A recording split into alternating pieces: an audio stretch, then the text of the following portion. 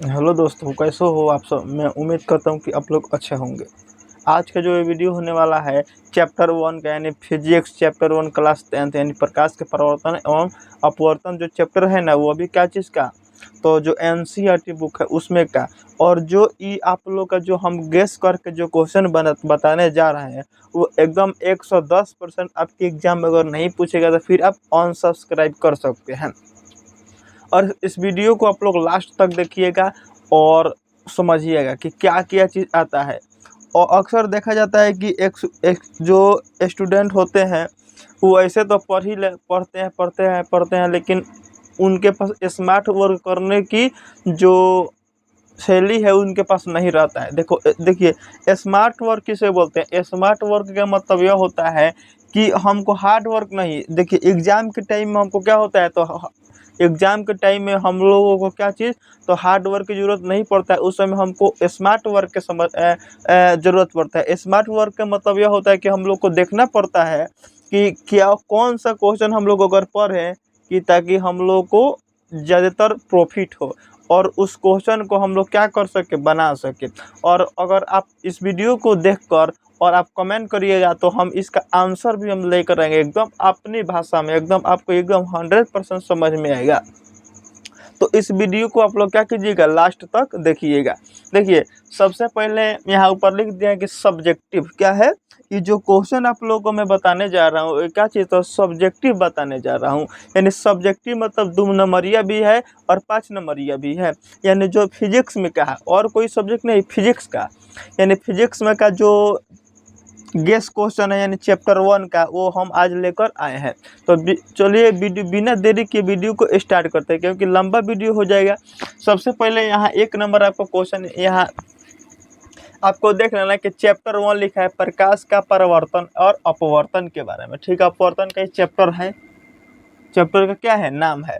और NCERT base मतलब एकदम सेम टू सेम एनसीईआरटी के क्वेश्चन है सब।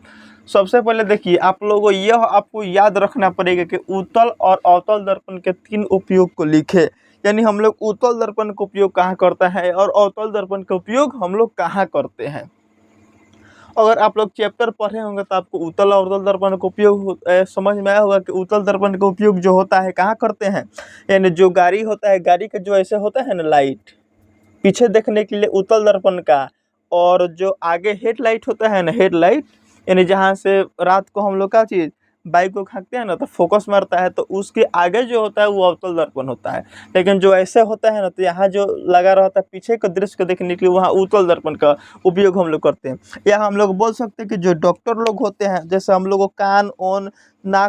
कान ओन चाहे दांत इलाज कराने के लिए जाते हैं तो क्या होता है कि वहाँ भी जो ऐसे देखने का काम किया जाता है उसमें अवतल दर्पण का उपयोग किया जाता है। ठीक है, लेकिन हम तो आपको आंसर तो नहीं बता सकते हैं। आंसर अगर आप कमेंट करके बताइएगा तो हम आंसर आपको बता सकते हैं। और क्योंकि ज़्यादा लंबा वीडियो हो जाएगा और बता देने से आपको तो याद नहीं हो जाएगा, आपको उसको लिखवाना पड़ेगा। और आप उस क्वेश्चन को बार बार लिखेंगे तब क्या होगा, आपको समझ में आ जाएगा। फिर 2 नंबर आपको ये लिख कर लेना है और याद कर लेना है कि स्नेल के नियम क्या कह रहे हैं, स्नेल के नियम को लिखे। यानी स्नेल का नियम क्या होता है। फिर कह रहा है कि लेंस की क्षमता का एसआई मात्रक लिखे। यानी लेंस जो होता है ना, जो लेंस की क्षमता का जो एसआई मात्रक मतलब डायोप्टर ही होता है, तो उसको भी क्या करना है, आपको लिखना है और लिखकर याद कर लेना है, गेस क्वेश्चन से। फिर कह रहा है कि प्रकाश के अपवर्तन क्या है, इसके नियम को लिखे। यानी प्रकाश के आप लोग एगो परावर्तन पढ़े होंगे, एगो अपवर्तन के पढ़े होंगे। जैसे इधर से किरण आया तो इस तरह गुजरना चाहिए, इस तरह जाना चाहिए, लेकिन ये क्या होता है, अपने रास्ता से भटक जाता है, तो उसको हम लोग अपवर्तन के नाम से जानते हैं। तो आप लोग अगर पढ़ाई किए होंगे तो आपको पता होगा कि अपवर्तन क्या होता है, प्रकाश का अपवर्तन के कितने नियम होता है। फिर कह रहा है कि उत्तल लेंस को अभिसारी लेंस क्यों कहा जाता है। यानी यह भी आपको याद रखना पड़ेगा और कॉपी में आप लोग लिख लीजिए कि जो उत्तल लेंस होता है उसको हम लोग अभिसारी लेंस क्यों कहते हैं। उसके बाद कह रहा है 6ठा नंबर आपको याद रखना है कि पानी में रखा सिक्का उठा हुआ प्रतीत क्यों होता है।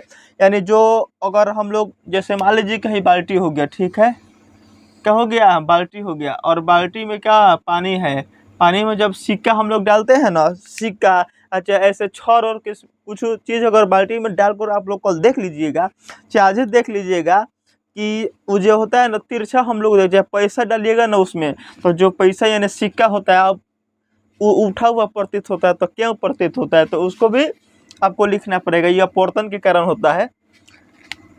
करेंगे फिर 7 नंबर आपको याद रखना पड़ेगा कि आवर्धन क्या होता है, क्या चीज़ आवर्धन क्या है, आवर्धन क्या है, इसको भी याद रखना। फिर यहाँ आपको सिद्ध करने आना चाहिए एक अवतल दर्पण में, यानी अवतल दर्पण में आपको सिद्ध करने आना चाहिए कि 1/v + 1/u = 1/f जो दर्पण सूत्र होता है उसको सिद्ध करने आना चाहिए।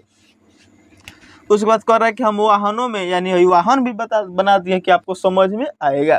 कह रहा है कि हम वाहन में उत्तल दर्पण को पार्श्वदृश्य दर्पण के रूप में वरीयता क्यों देते हैं, मतलब कहता नु कि जौन हम लोगों का जो वाहन मतलब जो गाड़ी बस उस है, तो उसको यानी उत्तल दर्पण को पीछे के दृश्य को देखने के लिए क्यों वर्तमान क्यों महत्व दिया जाता है, तो क्योंकि क्या होता है कि जो उधर के वस्तु होता है ना, पीछा वाला जो वस्तु दिखाई देता है उसको छोटा दिखाता है। क्या उत्तल दर्पण छोटा बना के आप लोग को क्या आभासी प्रतिबिंब बनाकर दिखाते हैं, वास्तविक नहीं होता है। वास्तविक होता तो जितना बड़ा है उतना ही नहीं बड़ा देगा। वास्तविक का मतलब वास्तव में और आभासी का मतलब बना के रहा ना समझ में।